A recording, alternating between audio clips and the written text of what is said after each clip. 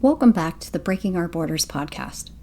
I'm Dr. Michelle Border, and in today's episode, I will discuss self-esteem, self-worth, and self-identity. Children who experience childhood trauma often struggle with having positive self-esteem and self-worth, and creating a self-identity. I will explain why that happens and what we can do to improve them in this episode. So let's get started breaking our borders together.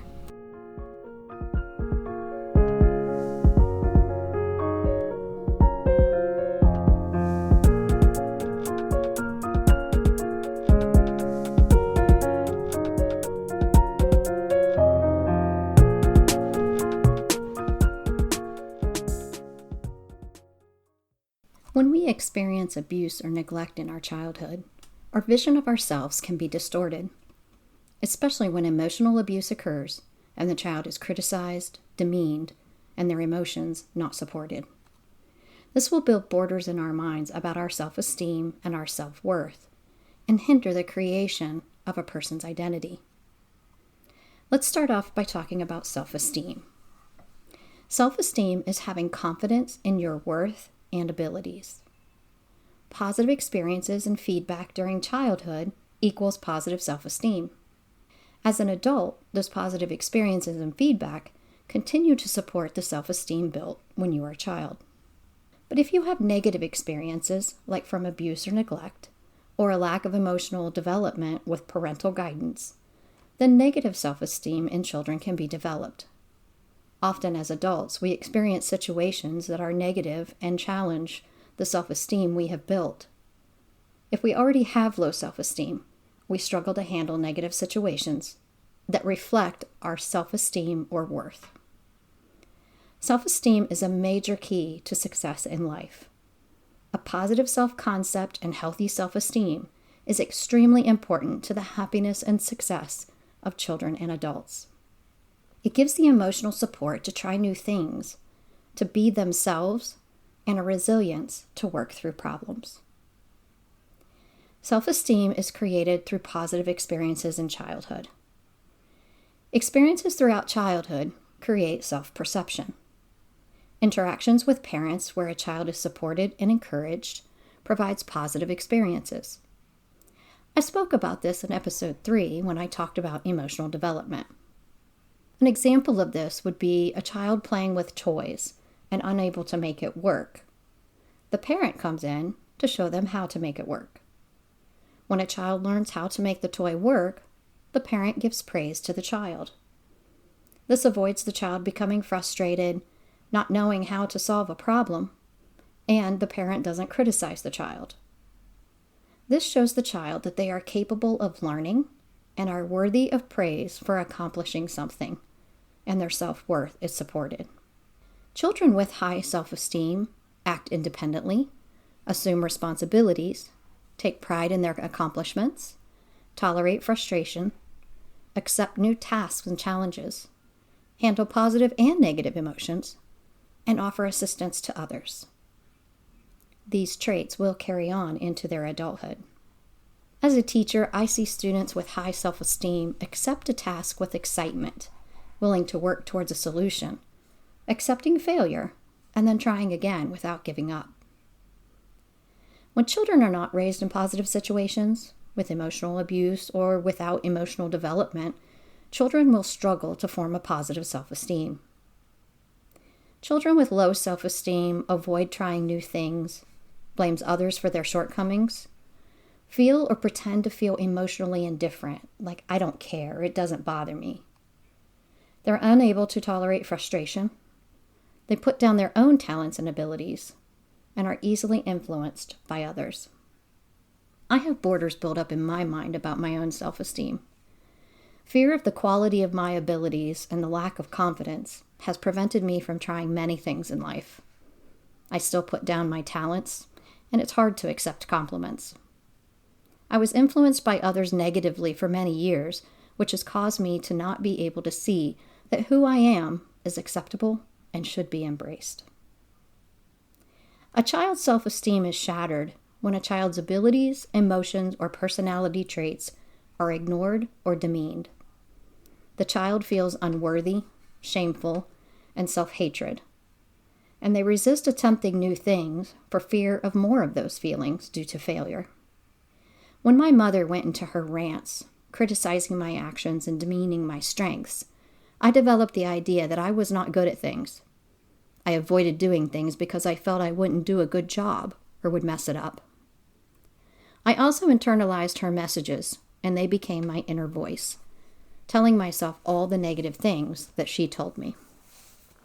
Children do not yet have the ability to understand that they are not to blame for things that happen to them. They cannot rationalize that the adults that hurt them do it because there's something wrong with the adult, and the child thinks they must be the cause for the abuse or neglect, especially when the child is blamed for the abuse, as is often the case. Children internalize things that happen to them, good or bad, and develop thoughts about themselves based on what they think they have caused. For me, my mother continuously told me all the things wrong with me, what I did wrong, and how that was the cause for her unhappiness.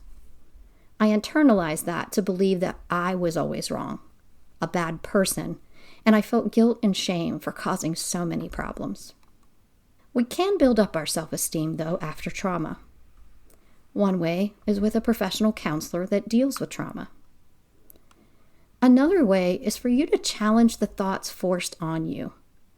You can do this through self-talk, where we can break down those borders built up in our minds to build up our own self-esteem. When we have accomplished something, we need to recognize that in our minds, no matter how small. It could be just getting out of bed and going through the day when you don't want to. It could be a promotion at work, or even a positive conversation you had with another person. Whatever it is, celebrate the fact that you handled it well, and give yourself an imaginary high five or a hug for putting in the work to do it well.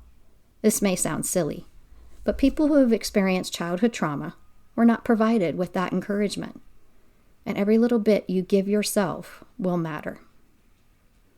Another way to help your self-esteem is with self-help books, online articles, or podcasts. Another good thing to do for yourself is find a support person who can recognize your gifts. Someone who really cares about you and sees the great person that you are. I have done all of these things, and I'll be honest, it has been difficult to make progress.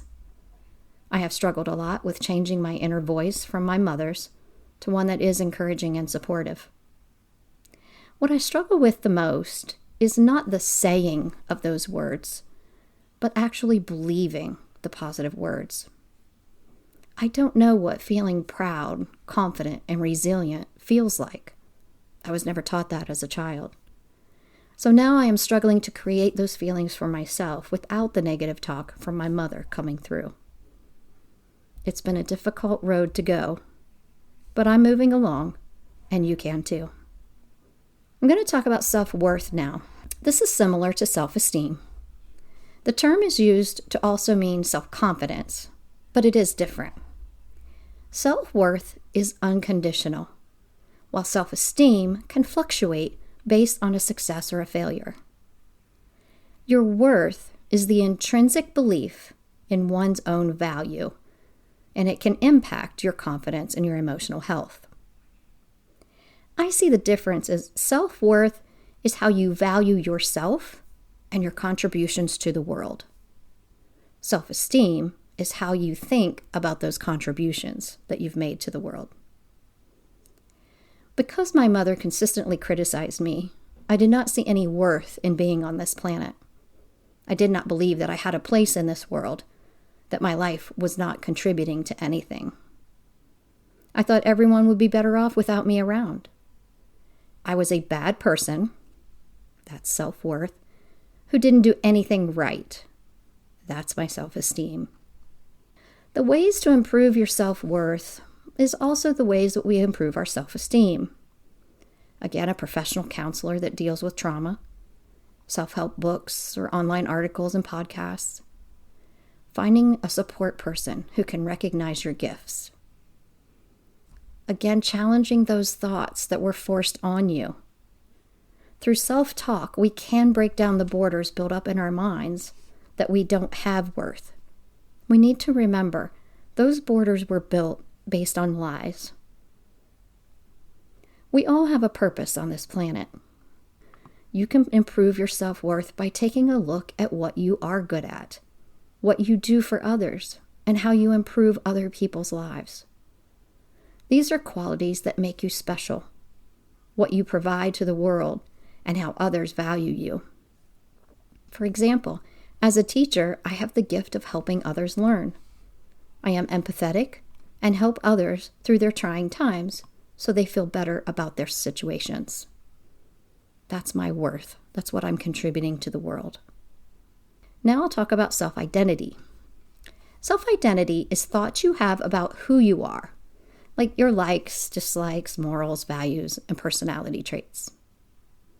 Identity is formed throughout childhood in experiences where you get to learn about yourself as you try new activities, based on the experiences you have, whether you like those or not, and the influence that others have on your life. Children who live in positive situations are provided with experiences that allow them to discover new activities. And when parents encourage and celebrate a child's personality, then the child will create a self-identity. However, when a child lives in a negative environment with abuse or neglect, then they struggle to create an identity. Often children who experience trauma are not provided with experiences and support to create an identity. The trauma will cause the child to find ways to be the person their parents want them to be, or the person they need to be to stop the abuse.